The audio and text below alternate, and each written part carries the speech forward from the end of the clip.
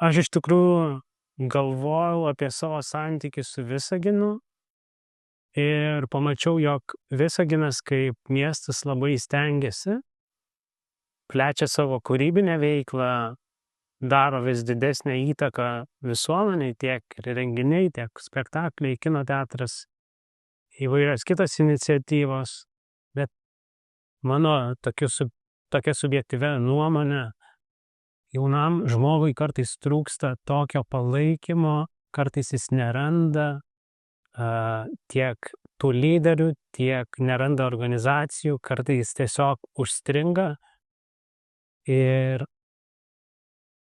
man norėjosi sukurti kažką tokio, kas parodytų tą jauno žmogaus vidinę dramą, kurioje jis kaip ir stengiasi siekti savo tikslų, savo svajonių, būtent Visagine, ir kaip Visaginas bando atliepti jo poreikius.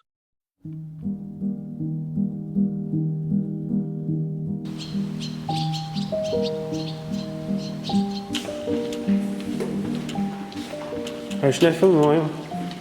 Ką?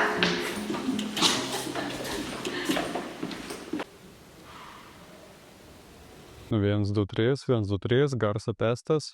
Kiekvienas užaugęs Visagine patvirtins, kad tikrai yra daug būrelių ir galimybių augti kūrybiškai, išbandyti save skirtingose srityse ir pažinti įvairius žmones.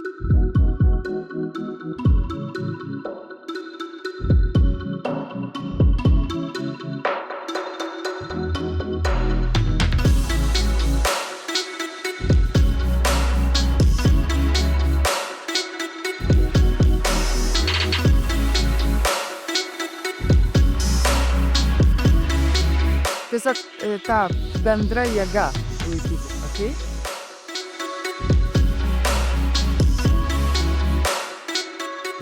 Tie, kas užsimerkia, pamėginkit pasitikėti, kad jūs nuves.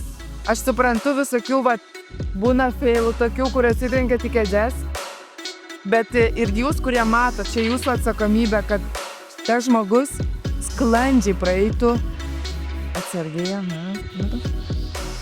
kad sklandžiai praeitų pro visas kliūtis. Ir aš tiesiog noriu parodyti, kad visi mes galime išsireikšti ir visi mes esame įvairūs ir tas įvairumas yra labai geras dalykas.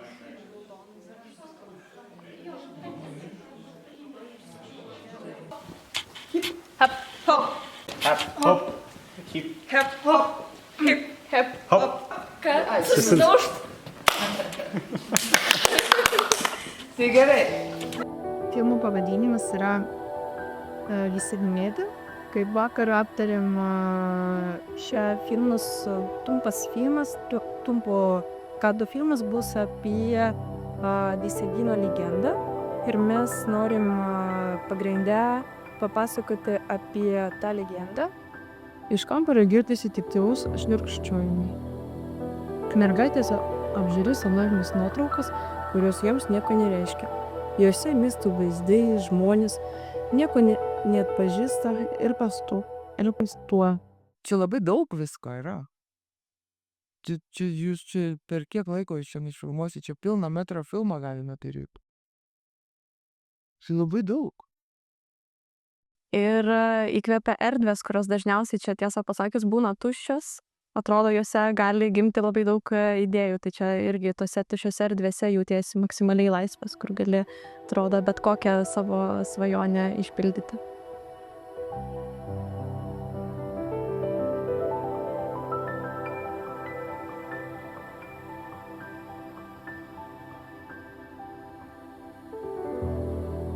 Tiesiog man labai tas miestas prie širdies ir kadangi čia užaugau, atrodo savitas ir visada kiekvienam kitam mieste, kuriame būnu, bandau surasti panašumų ir atitikmenų tam miestui, kad pavyzdžiui Vilniuje eidama gatvėmis pagalvoju, va čia primena Visaginą. Mane įkvepia tikriausiai kažkoks vidinis balsas. Prasidėjo viskas iš vaikystės. Aš visada buvau kažkokiai tokiai aplinkoj, kur kiekvienas kažką kūrė. Todėl ir man dabar norisi padaryti kažką gero Visaginai. Toks kitą žmogų. Kad tai, kad... Susiję. Taip. Taip. Sudėtinga, bet galima padaryti vienu kadru. Tai reiškia, tie žmonės, kurie bus jau kitam kadre, jie turi būti pasiruošę po kažkurio laiko pradėti veiksmą.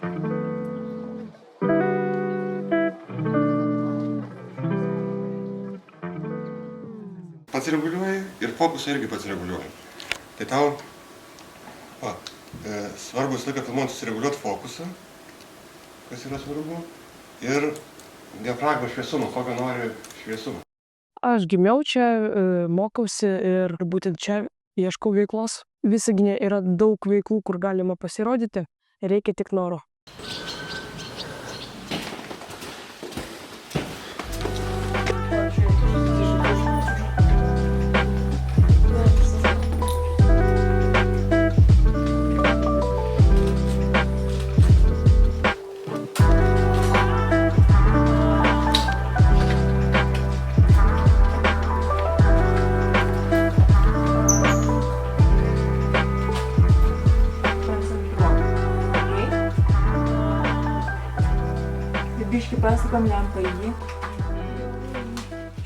Aš esu šiuo metu studentė ir kai manęs paklausia, kur aš matau savo ateitį, man labai sunku atsakyti, nes šiaip rinkčiausi mažesnį miestelį, bet dėl karjeros galimybių tikriausiai teks pasirinkti didelį miestą.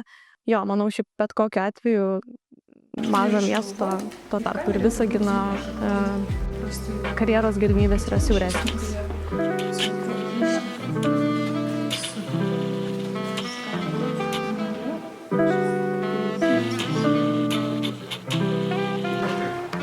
Nežinau, nes man reikės ją apkabinti kažkada, ta prasme,